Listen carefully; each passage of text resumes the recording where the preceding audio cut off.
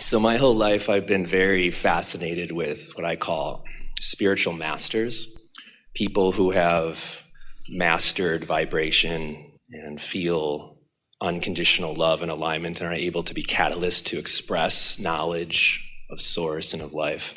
It's nice to see anyone demonstrating the receptive mode. You see it in sports all the time. Yeah. You see it in music all the time, in all walks of life. Yeah, I love it. So I've been very interested specifically in Eastern philosophies and ways of life, people who I consider spiritual masters, the Buddha, Jesus, Dalai Lama, even more modern people today like Eckhart Tolle, Sadhguru. I'm sure you're familiar with all these people. They're humans, right? Can I just be, like, they're not aliens.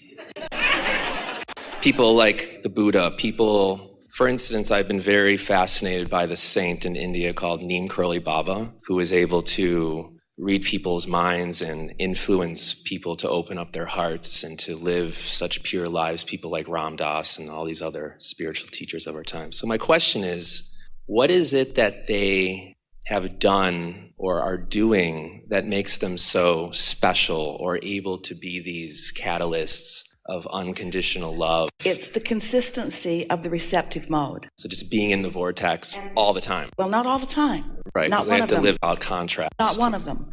They all have step 5 moments. Step 5, you know what we're talking about there? Step 1 is where contrast causes you to ask. Step 2 is you've launched this asking into this vortex and source has answered it. So it's vibrationally already been given.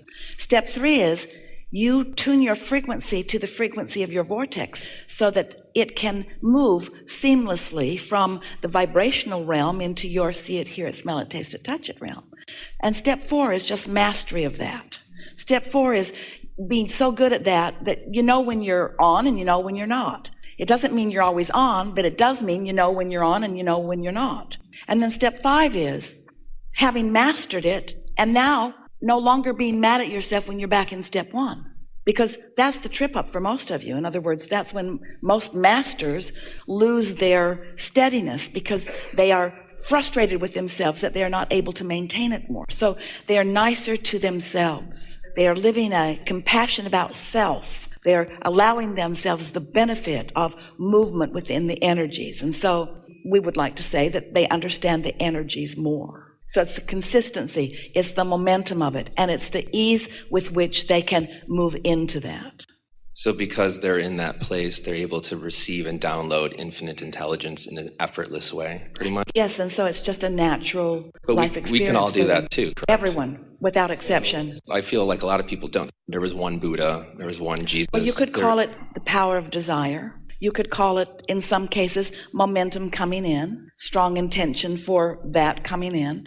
You could call it discipline, while we don't like that word much, but willingness to feel good and a discipline that says, I'm not willing to spend long periods of time where I don't belong. Someone said to Esther the other day, as she was in the receptive mode, not this one, but this one, you don't cope with negative crap very well, do you? Esther said, I can't cope at all. I've lost all my coping skills with negative emotion. I cannot cope with negative stuff. I can't cope with it anymore. I belong here. And when I'm not here, I'm really miserable. And that's mastery. That's mastery. That's reaching that place where you cannot bear it unless you are here. And then you're willing to do whatever it takes, even if it means be irrationally happy. Have no friends. You certainly can't hang around with those friends. Yeah. Law of attraction won't put you there anymore. Yeah.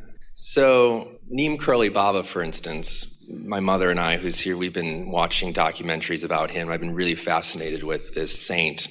We were walking the other day for my birthday downtown, and we walked past this bookstore, and we had an impulse to go into this bookstore, and we looked right on the counter. I looked on the counter, and right there was a book about Neem Karoli Baba that just got brought in that day. It was a used bookstore. And I was like, are you kidding me? Like, that's awesome. Like our friend was talking about, timing. Whatever's active in your vibration, the universe is saying, here you go, right. Here you go, here you go. But that's happening to you all the time and to everyone else all the time. But the most important thing to focus upon here is that you were in the receptive mode of it. And so that idea turned to a thing immediately, as will all ideas turn to things immediately when you hang around in that receptive mode. So I want to be one of these people.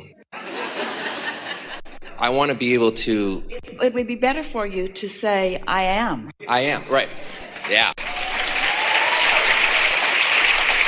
I believe that. And then really mean it, and don't make a big deal when you're having a step 5 moment.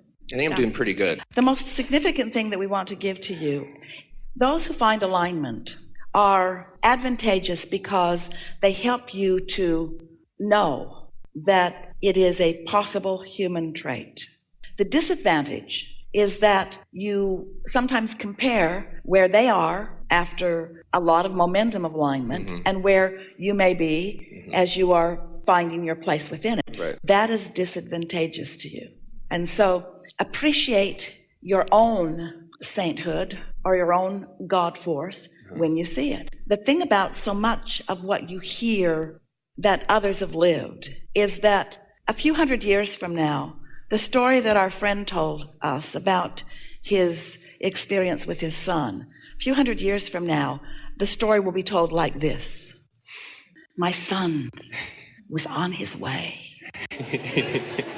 to be anointed a very important award. And he was prepared for it. And as he traveled without a vehicle, floating across the sky in his jet body, he realized that he didn't have with him something. And so he held a thought, and it appeared in his hand in that moment. That's the way they'll tell the story. Yeah, totally.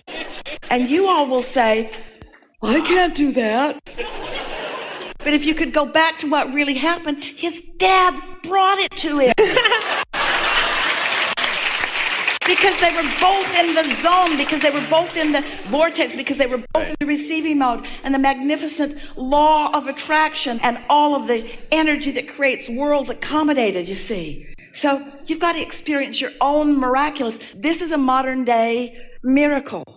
And these things are happening to you all day, every day, as the cooperative universe is bringing the components to you, you see.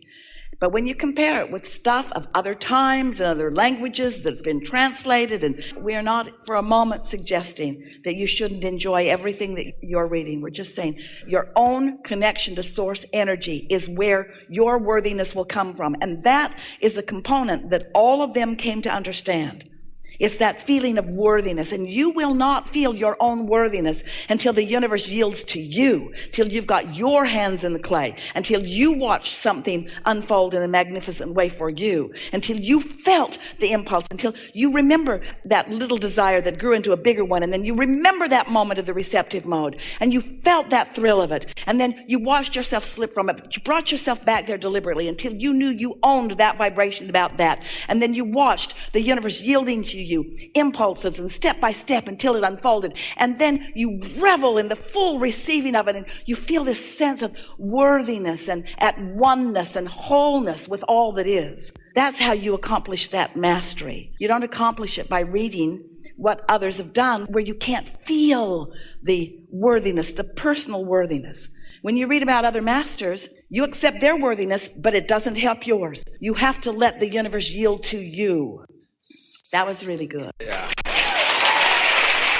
So can you help me right now own the feeling of unconditional love? Because I feel like I live it and I know it and I do feel it, but...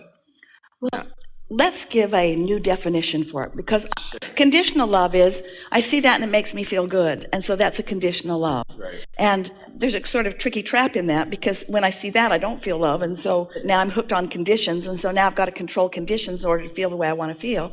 So that's why conditional alignment or conditional love or conditional clarity doesn't work out well for anyone. But unconditional love is when I meditate and quiet my mind, so my mind is free of focus upon any condition, and my vibration raises into the frequency of my source, so I'm feeling the wholeness of who I am.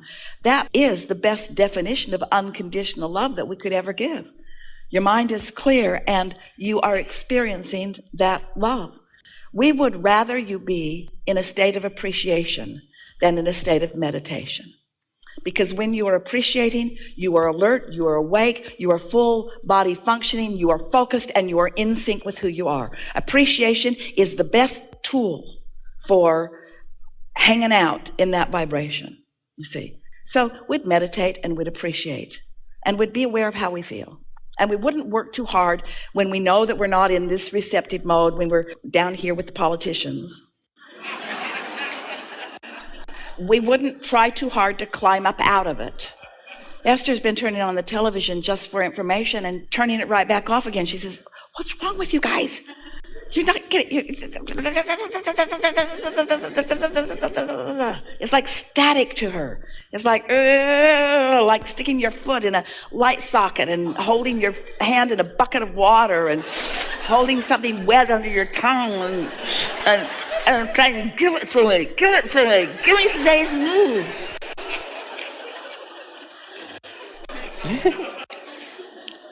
So, what were you asking?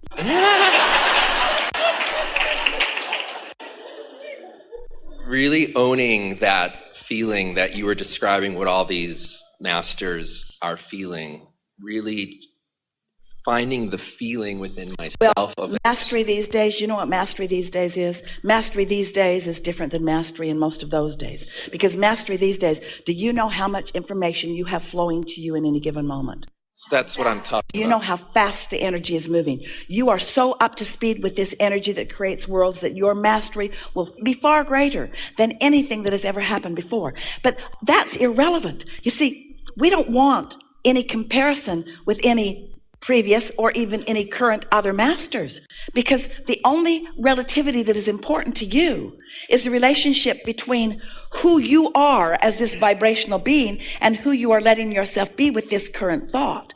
So it's the closing of that gap that is the mastery that you're talking about. You're not trying to close the gap between you and Buddha or between you and Jesus, because all of that is already in your vortex. All of that is the evolution of spirit and the evolution of energy that came before. You were all of that coming in, you see. You were up to speed with all of that coming in. This life experience has caused you to be a master of this time experience. They were masters of those time experiences upon which you have a foundation. You had that foundation coming in. We've never said that before. Did you follow that? And so you were that the day you were born.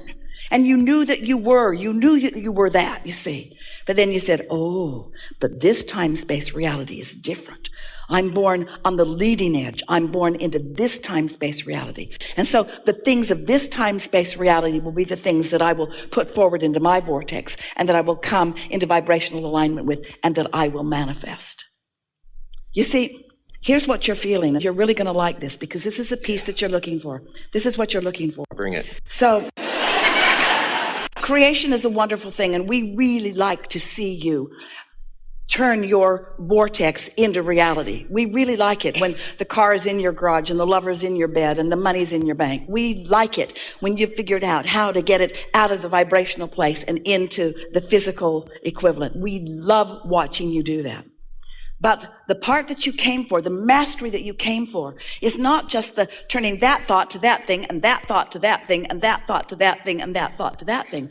The mastery that you came for is for this dance that you do as the vibrational frequency that is you dovetails with the vibrational frequency of others, and law of attraction will never make a mistake. And you get to collectively create something that is exponentially more magnificent, you see. It's the ideas that flow to you. It's your place in the idea. It's not you receiving the only good idea that ever happened. It's you being a component of the idea. It's the collective consciousness that it's all about. This is the time of cooperation. Law of attraction has always demanded that it be that.